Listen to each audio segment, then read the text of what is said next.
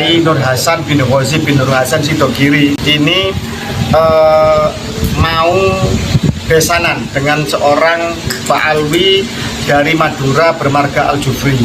Ternyata kemudian keluarga tersebut, baik bapak maupun calon mempelainya, mendapatkan teror agar dibatalkan dengan alasan nasab Sidogiri itu munkotek, nasab Sidogiri itu terputus atau fiktif, di mana alasannya Sayyid Asror, cucu dari Mbah Hasan Sulaiman ya. Nah, itu dianggap tidak ada tokoh fiktif semacam itu, sehingga dengan segala macam intimidasi atau segala macam cara, akhirnya bapaknya itu si Al-Jufri itu membatalkan perjodohannya dan itu disoting.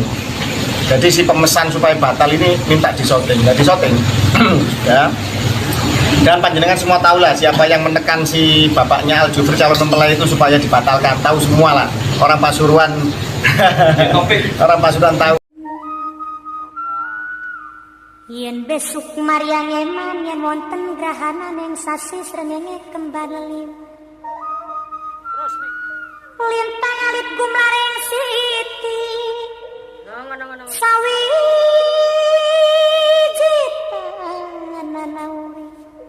Sawiji tanana urip mung isun karo sampean mati amung kang swarga.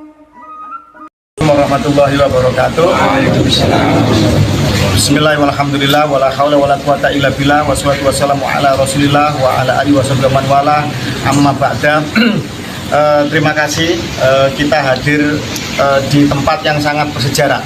Di tempat pertama kali seluruh polemik nasab sebenarnya diawali. Di tempat bagaimana sekarang kaum Yahudi Yaman Ba'alwi itu mengalami kejatuhannya sebenarnya berawal dari tempat ini, dari rumah ini.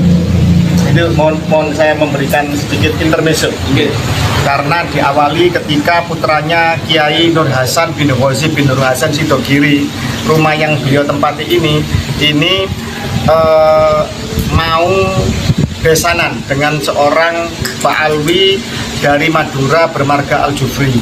Ternyata kemudian keluarga tersebut, baik bapak maupun calon mempelainya, mendapatkan teror agar dibatalkan dengan alasan nasab Sidogiri itu munkotek, nasab Sidogiri itu terputus atau fiktif, di mana alasannya Sayyid Asror, cucu dari Mbah Hasan Sulaiman ya. Nah, itu dianggap tidak ada tokoh fiktif semacam itu, sehingga dengan segala macam intimidasi atau segala macam cara, akhirnya bapaknya itu si Al-Jufri itu membatalkan perjodohannya dan itu disoting. Jadi si pemesan supaya batal ini minta disoting, nggak disoting. Ya. Dan panjenengan semua tahu lah siapa yang menekan si bapaknya Al-Jufri calon mempelai itu supaya dibatalkan. Tahu semua lah, orang Pasuruan. Orang Pasuruan tahu lah, jadi gitu. Nah, akhirnya dibatalkan. Kemudian setelah mengalami penghinaan seperti itu, ini kan penghinaan bagi bukan hanya Mas Nur Hasan pribadi, bukan hanya si calon mempelai, tapi penghinaan kepada seluruh nasab keluarga Sidogiri sebenarnya. Gitu. Akhirnya keluarga Sidogiri yang diwakili oleh Kiai Nawawi Jalil juga, terus Kiai Fuad Nur Hasan, sekarang pengasuh pucuk pimpinan tertinggi Ponpes Sidogiri sekarang Kiai Fuad Nur Hasan, dan juga Mas Nur Hasan, keponakannya Yai Fuad, yaitu Mas Nur Hasan bin Ghazi bin Nur Hasan ini melakukan isbat internasional untuk membuktikan kesayitannya. Ya, siapa yang tidak marah nasabahnya dianggap hina atau dianggap palsu atau abal-abal, kan begitu. Ketika melakukan isbat internasional itu menggunakan nasab versi Ba'alwi, artinya Basaiban, Mbah Said Sulaiman Basaiban Ba'alwi, kan begitu. Tidak ada jawaban, hampa, lama tidak ada jawaban dari Nakobah internasional. Kemudian akhirnya menggunakan manuskrip lokal, manuskrip kuno, manuskrip sepuh, yaitu manuskrip dari Podokaton dan juga manuskrip dari Mancengan, bunyinya sama. bahwa Said Sulaiman adalah putra dari Sayyid Zain Abdul Qadir Al-Jilani Al-Hasani yang merupakan menantu dari Syarif Hidayatullah Sunan Gunung Jati. Itu Sunan Gunung Jati sendiri, Syarif Hidayatullah ini Al-Musawi Al-Husaini. Jadi Sunan Gunung Jati, Syarif Hidayatullah itu Sunan Gunung Jati kedua, yang ketiganya adalah Sayyid Zain Abdul Qadir ini yang menjadi menantunya ini. Begitu. Ketika mengajukan isbat melalui jalur sesuai dengan manuskrip sepuh itu, lah kok nyambung dan klop dan diakui baik bukan saja oleh keluarga Sunan Gunung Jati yang ada di Banten Cirebon, juga ternyata klop dengan apa yang ada tertulis di Narkoba Internasional. Akhirnya nasab Sidogiri sekarang telah sohe, telah diakui sebagai bagian dari keluarga besar Sadatul Ashraf Internasional.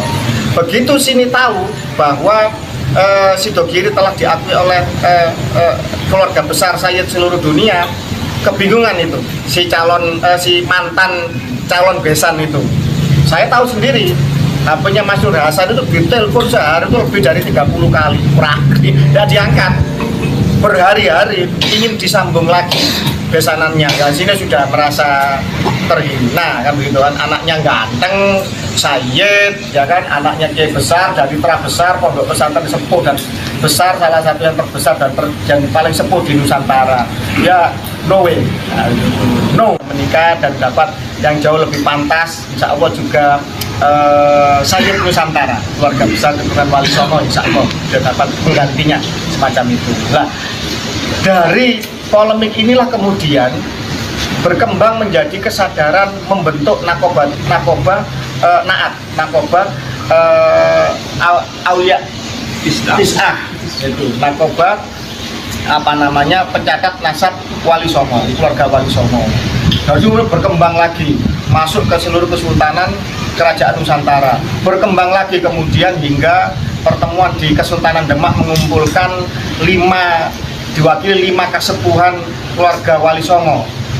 Waktu itu kalau nggak salah Sohibul Makbaronya, Sohibul Balatnya, keturunan-keturunan yang di dekat makam waktu itu datang di Kesultanan Demak. Kemudian dari situ berkembang lagi, terbentuklah yang namanya Perjuangan Wali Songo Indonesia Laskar Sabilillah, yang kemudian itu deklarasi awalnya di Cilacap di Kiai Muhammad Nur Salim Terah Derajat, dan di dalam momentum itu semua akhirnya mensepakati bahwa seperti perjuangan 10 November, ketika kemudian semua laskar sudah siap, semua sudah siap tempur, 100.000 pasukan santri dan rakyat Jawa Timur waktu itu, hampir seluruh santri pesantren seluruh tanah Jawa ngumpul di Surabaya untuk menghadang Inggris, melawan Inggris. Mbah Hasim bilang, tunggu dulu, ngenteni wong toko buntet namanya Abbas, ya, santrinya beliau yang terkenal sakti mandraguna, yang terkenal ahli kanuragan, ahli hikmah, yang karomah, terkenal seperti itu. Ya alhamdulillah akhirnya terpilihlah, disepakati bahwa panglima tertinggi untuk pimpinan dari Perjuangan Wali Songo Indonesia adalah Gus Abbas dari Buntet. Ini seperti pengulangan sejarah, saudara-saudara sekalian, dari situ. Nah, alhamdulillah kemudian terjadi dinamika yang sekarang Jawa Tengah saja 20 lebih ya, PWI yang sudah yang deklarasi dan siap deklarasi 25 Jawa Tengah. Insya Allah Jawa Timur sudah terbentuk semua kepengurusan, tinggal deklarasinya di 38 kota kabupaten di Jawa Timur. Alhamdulillah salah satunya adalah Pasuruan yang terpilih Gus Fadoli. Ini Terah Kuat, beliau adalah keturunan dari Terah Niti Adiningrat, adalah Adipati Pasuruan yang pertama yang mewariskan Masjid Jamek dan Masjid Turba di Kebonagung yang sekarang menjadi Masjid Asgaf. Nah, ini tanggung jawab Terahnya seluruh Niti Adiningrat. Dan juga beliau masih keturunan dari Mbah Ghazali yang juga dari Mbah Said Sulaiman. Kemudian kasepuannya ada keturunan dari Mbah Selaga. Mbah Selaga yang menyuruhkan Mufti Agung di zaman Niti Adiningrat pertama. Niti Adiningrat itu putra dari Pakubuwono kedua, masih Terah Mataram Surakarta Hadiningrat. Kemudian ada Kiai Suadi Abu Amar yang juga bagian dari kasepuan, itu Terah ketua Bani Soleh Semendi. Bani Mbah Soleh Semendi, Mbah Said Soleh Semendi adalah saudara dari Mbah Sayyid Sulaiman Mojo Agung. Menurut manuskrip dari Mancengan maupun dari Podokaton, dan ini sudah terisbat internasional Sadatul Ashraf, oleh Narkoba Dunia, dan juga diakui sesuai dengan catatan, dengan kolaborasi, komparasi dengan studi dari Kesultanan Cirebon dan Banten. Alhamdulillah, jadi semacam itu. Tetapi dalam perjalanan ini yang namanya organisasi itu kan ada tumbuh, berkembang, jaya, sempurna, begitu kan? Ini baru tumbuh, namanya bibit organisasi baru tumbuh. Dan kalau kemudian ada kekurangan, ada masih kurang lebih dari hal-hal yang bersifat pertumbuhan, itu mesti ada gangguan-gangguan. Nah, itu biasa. Nah, tetapi isu nasab ini sebenarnya dimulai dari isu dari konflik yang terjadi, kegagalan pernikahan ini. Ini adalah potret besar dari rasisme Robito Alawiyah dengan segala fatwanya, dan juga itu terjadi juga di era sebelumnya, zaman Mufti Utsman bin Yahya, kafaah pernikahan yang sebenarnya adalah bungkus dari rasisme itu sendiri, yang sebenarnya tidak diajarkan oleh Nabi Muhammad SAW. Dan itu kemudian ada hingga zaman kemerdekaan ini. Ini namanya perbudakan spiritual, namanya penistaan agama, ajaran suci Nabi, menggunakan manipulasi, supremasi ras atau rasisme itu sendiri dengan bungkus agama. Itu satu, ketika kita merdeka telah lebih dari 75 tahun, na'udzubillah min dzalik. Dan ini harus kita lawan bersama, karena ini melawan dari kebinekaan dan kesetaraan. Jadi apa yang terjadi di Sidogiri ini adalah potret besar dari contoh nyata rasisme di Nusantara yang masih terjadi. Dan akhirnya entah karena kualat sama Sayyid Asror, entah kualat sama Sayyid Sulaiman, entah kualat sama keluarga besar Wali Songo, akhirnya sekarang kan sudah rungkat, Pak Alwi. Secara nyata sebenarnya diskursus nasabnya telah selesai. Bisakah mereka menghadirkan kitab nasab sejaman? Tidak ada sampai detik ini. 550 tahun kosong itu masih tetap tidak mereka bisa jawab. Bisakah mereka menghadirkan hasil DNA yang sejalan dengan apa yang ada Sayyid Syarif di Timur Tengah sana? Mereka malah kemudian memframing tes DNA itu haram, padahal tes DNA itu biasa saja. Ini cara-cara yang sebenarnya sudah termutakhir dan bukan harus ditakuti. Harusnya kan takut sama Allah, bukan takut sama tes DNA. Ini aneh, kan? Takutnya wali kutub ternyata sama tes DNA takut. Ini sebenarnya kalau orang berpikir logis ya bisa sadar lah apa yang terjadi. Kemudian ngaku keturunan Nabi dari Yaman dan dari Irak, ternyata mereka tidak bisa menghadirkan isbat nasab dari Yaman dan dari Irak. Kita sudah nyambung dengan narkoba seluruh dunia, jadi makanya kita tahu. Dan kemudian juga ada beberapa yang ingin membuktikan, kan sudah viral itu mahasiswa Indonesia yang di Yaman menelusuri, bertanya ke narkoba sana, dari narkoba Al-Hasani, dari keluarga Bawazir yang Bani Hasim, siapa Pak Alwi itu. Mereka mengatakan bahwa ini tidak pernah diakui sebagai keturunan Nabi. Orang Yaman yang ngomong. Lah lucu, saya ngaku keturunan Hamengkubuwono di Jogja, saya nggak diakui, kan lucu. Saya ngaku keturunan dari Sunan Gunung Jati di Cirebon, saya nggak diakui, kan lucu, kan begitu. Lah ternyata kan seperti itu, bahwa mereka terkenal sejak berabad-abad silam adalah orang pendatang dan bukan orang Arab, malah adalah terkenal sebagai golongan kelompok pemberontak dan pendusta. Na'udzubillah min dzalik. Bisa dilihat sendiri. Ini bukan kata-kata saya. Itu testimoni dari mahasiswa Indonesia yang memvideo banyak orang-orang Yaman maupun juga bertanya dan terjadi percakapan di dalam YouTube yang viral tersebut. Walaupun kita sudah tahu sejak dulu, baik dari kitab nasab maupun kesaksian para nakib dunia, baik di Yaman maupun di Irak. Tetapi ya sudahlah, nanti kan akan datang sendiri ke Indonesia tidak lama lagi.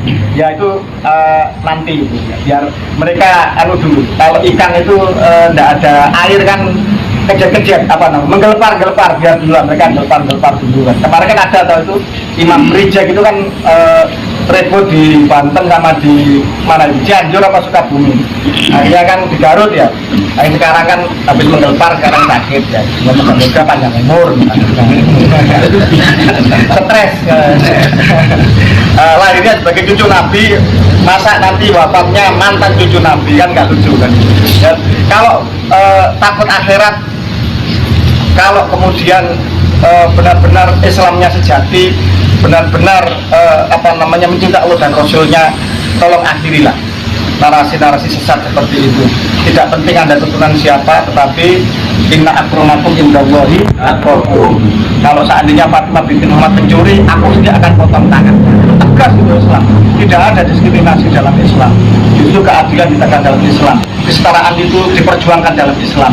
Pembebasan itu diperjuangkan oleh nilai-nilai Islami. Tapi mereka apa? Mereka melakukan perbudakan spiritual. Seorang kiai, seorang guru yang benar, yang bijaksana, muridnya akan bisa menjadi kiai, betul nggak?